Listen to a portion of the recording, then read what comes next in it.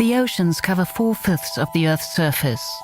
They are already the largest and most important carbon sink on the planet, storing around 50 times as much greenhouse gas as the atmosphere.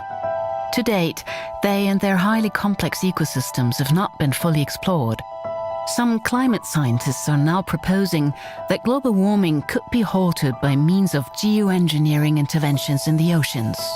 Geoengineering is a term that covers large-scale, targeted interventions in the Earth's atmosphere, the oceans, and the biosphere. There are two basic directions that potential manipulation of the climate could take. Solar radiation management involves activities that reflect the sun's rays back into space so that the climate heats up less. Carbon dioxide removal involves activities whereby the greenhouse gas carbon dioxide is separated out from the atmosphere. In regard to the second option, climate scientists have proposed that the oceans could be used to absorb and store even more carbon dioxide than they already do. One such technology for carbon dioxide removal is so-called ocean fertilization. Under this plan, many thousands of tons of iron filings or other nutrients would be dumped in the oceans each year to stimulate the growth of plankton. These microscopic algae would then bind CO2 from the atmosphere and eventually die and sink to the bottom of the sea, thus taking CO2 out of circulation. In order to significantly influence the climate, huge areas would have to be fertilized, up to a quarter of the oceans. The impact of sowing artificial nutrient on such an industrial scale cannot be foreseen or quantified.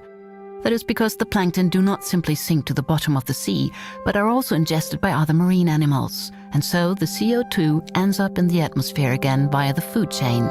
There's also the danger of producing toxic algal blooms. Fertilization is intended to cause a massive growth of algae, but this is likely to deplete the supply of oxygen near the surface, leading to a mass extinction of fish. This would threaten the livelihood of fishermen and coastal communities that are dependent on an intact marine ecosystem.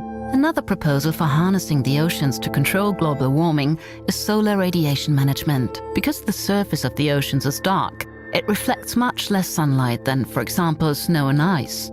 Consequently, the oceans absorb more heat energy, which they then release into the atmosphere. The idea behind solar radiation management is to increase the reflective capacity of the seas. One proposed solution involves distributing tiny light-reflecting plastic beads or foam on the sea or on the ice surface. The artificial brightening would then ensure that less solar energy is stored in the ocean. The downside is that if solar radiation were to be reflected from the surface, all ocean-dwelling life forms would have to make do with less sunlight. The technological solution to a man-made problem would thus cause significant additional stress to marine organisms. Furthermore, such an artificial layer would diminish the oxygen supply in the surface water. Unlike other geoengineering technologies, marine geoengineering already has a regulatory framework. It is subject to the Convention on the Prevention of Marine Pollution by Dumping of Waste and Other Matter, London Protocol 1996. Ocean fertilization is specifically prohibited.